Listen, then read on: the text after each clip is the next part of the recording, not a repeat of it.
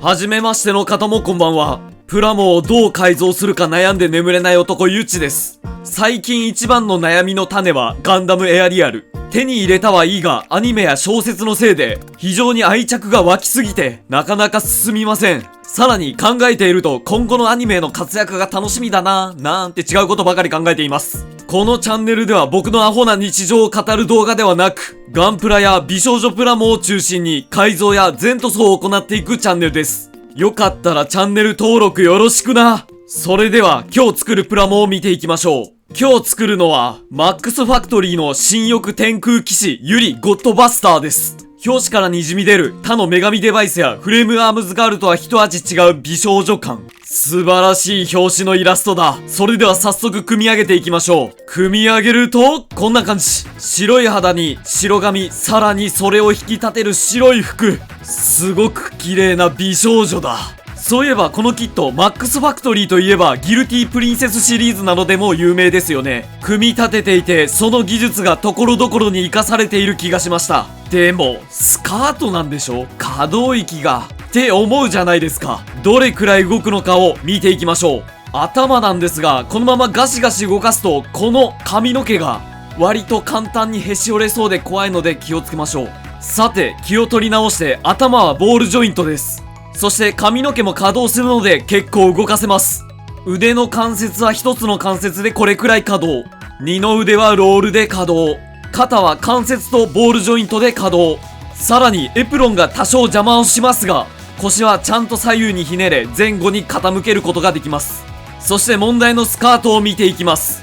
前のスカートはボールジョイント、横のスカートは L 字で固定されているが、取り付けの根元がボールジョイントと関節が仕込まれているので角度をつけることができます。さらに内側に仕込まれている関節で横のスカートをずらせば後ろのスカートをめくることができます。このようにスカートがよく動くので、また関節の開きは良好。膝は関節が見えないような作りになっており、さらに美少女プラモには珍しく関節が一つだが可動域は良好。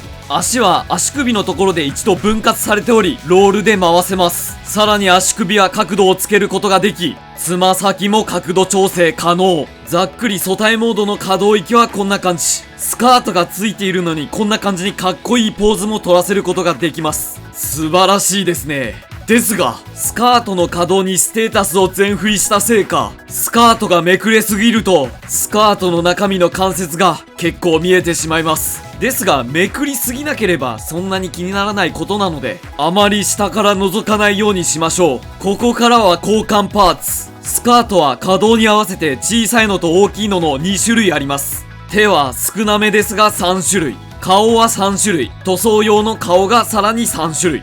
腰には短剣を対等させるためのアーマーが2種類。そしてこの追加武装たち。これをユリに取り付けていくと、こんな感じになります。装備すると先ほどのすごい美少女とは思えないほど戦える感じの女になりましたね。特に持っている武器と羽のある大きい足がとても迫力がありますね。そしてこの持っている武器、ただでさえでかいのですが、変形させると全長がさらに大きくなります。早速変形させてどれくらいになるのか見てみましょう。変形は割と簡単。まず先端をまっすぐにし、ついている刃を交換。先端に違う刃を取り付けたら、持ち手の半円の部分を上に持ち上げ、グリップを180度回転。最後に持ち上げた部分を下げればこんな感じ。でかすぎて画面に収めるのが大変なレベル。だが、でかい武器はローマン。こういう武器は俺は大変好みだ。さて、クソデカ武器を見たら他の武装も見ていきましょう。頭の防具は上下に展開可能。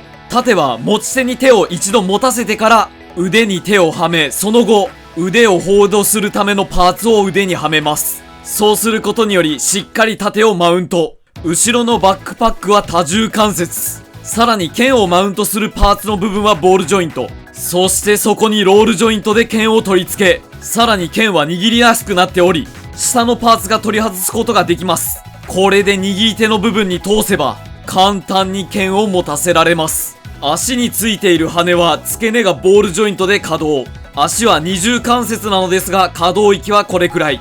足首の走行はボールジョイントで稼働。さらに足首はひねったり角度を調整したり、ロールで回転が可能です。サクッと可動域などを見ていきましたが、どうでしたか？パッと見スカートやエプロン、独特な走行などが動かしづらいのではないのだろうかと思っていたのですが、しっかり動かせ、色々なギミックがあり楽しめるキットになっていました。それでは俺なりのレビューは以上です。今日は今度発売されるスレッタ・マーキュリーはどうせ買えないだろうと絶望している心を慰めるために、こいつをスレッタ・マーキュリー風に塗り、さらに歴戦の戦士のように汚し塗装をしていくぜ。それではまず細かい下処理をしていこう。では行くぜ。さあまず綺麗に仕上げる上で欠かせない合わせ目処理から。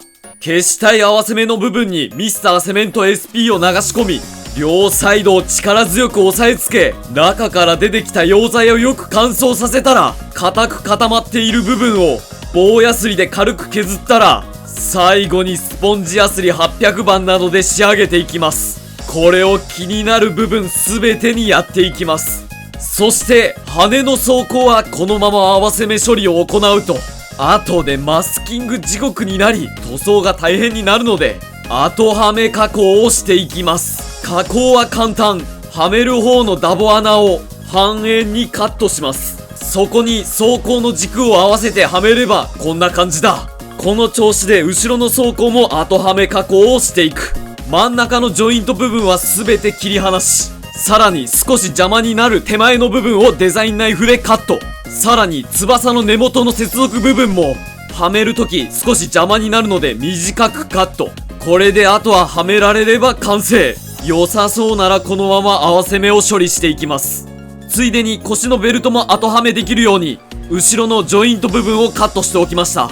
さらにミスターセメント SP で合わせ目処理がなかなかできないこういう部分にはタミヤポリエステルパテを使って段差を埋めていきます。よく乾燥させたら棒ヤスリでざっくり削り、仕上げにスポンジヤスリで整えていきます。そしてプラモを作っている上で逃れられない宿命パーティングラインにはデザインナイフでカンナ掛け、そしてある程度削れたらこちらもスポンジヤスリで表面を整えます。そして最後にウェーブの高値 0.2mm でモールドが浅い部分を彫り直していきます。これをやっておくと後で墨入れがしやすくなります。筋彫りをしたらやっぱり最後はヤスリ掛け。筋彫りでできたバリなどをヤスリで整えていきます。そしたら一度細かい塵やゴミを洗い流し、持ち手棒に持たせよく乾燥させます。よく乾燥させたら塗装の方行くぜ。まずはボーンペイントのシャドウプライマーを全体に塗り、塗装の食いつきを良くさせます。そしたら次にミスターフィニッシングサーフェイサーで肌と髪の毛以外を全て黒く染め上げ、肌と髪の毛はサーフェイサーパステルピンクでピンク色に染め上げます。さらに肌パーツにはフレームアームズガールカラーブラウンフレッシュで少し褐色色に染め上げ、ミスターカラーのクリアベールブラウンを使って褐色の色味を調整します。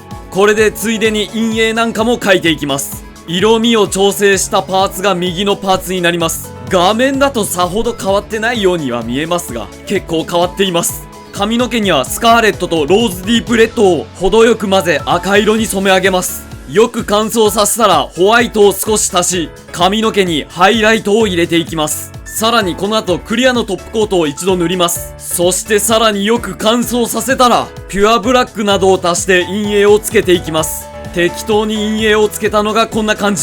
もうこれはどこが影なのか全くわからない状態。ここに100均のキャンドゥで買ってきたメラミンスポンジで塗りすぎてしまった陰影をこすり取っていきます。こすり取った髪の毛がこんな感じ。塗りすぎてしまった影がはっきりとし、さらにハイライトも浮き出てくるのでとてもいい感じになります。さあお次は武器や装甲パーツ。フレームメタリック1を使って全体をメタリックに染め上げ、ここにマスキングをしてスターブライトアイアンで塗り分けをしていきます。さらにミスターカラーのスーパーカッパーを使い一部金色に染め上げます。ランチャーにはパールローズディープレッドとスターブライトアイアンを使って一部赤メタリックに染め上げます。服パーツなどにはコールドホワイトを使います。この時縁には軽く下地の黒が残るように塗ります。前掛けにはコールドホワイトにニュートラルグレー4を少し足し灰色に塗ります。さらに盾や一部服のオレンジにはコーラルオレンジにスカーレットを少し足しオレンジ色に塗り、さらに服の方には少しマスキングをし、アイスコバルトブルー、ピュアブラック、ローズディープレッドを使って青紫色を塗ります。靴や盾の裏側にはファレホのライトオレンジ、バミリオン、ブラックを使って茶色く塗ります。ファレホの塗料は乾くとこのようにしっとりした仕上がりになるので、この後の汚し塗装にはぴったしな色合いになります。さあ、これで大体の塗り分けは完成。綺麗なメタリックに塗り上げられていますが、ここに一度艶消しを吹きます。これによりこの後の筆塗りの塗装の食いつきを良くさせます。さあ、ここからは筆などによる汚し塗装。まずはエナメル塗料のブラック、オレンジ、レッドを使い、さらにエナメル薄め液でシャバシャバにした茶色をすべてのパーツに筆塗りしていきます。この時、関節にあまり染み込ませないようにしましょう。いくらプライマーを塗っていたとしても、エナメル溶剤はパーツを傷めます。なので塗りすぎずいい感じに全体に塗ります。全体に塗ることができたら、装甲や武器パーツなどには液だれをイメージして茶色を拭き取っていきます。服などには少し茶色が残ってるかなぐらいで拭き取っていきます。そして今使ったシャバシャバな茶色をスポンジに染み込ませ、少しティッシュで拭き取ったら、服の下側にちょんちょんしていきます。これで泥が跳ねて服に飛び散ってるような表現になります。そしたら次に先ほどと同じ塗料の組み合わせで赤とオレンジ色を強めにして金属パーツをチッピングしていきます。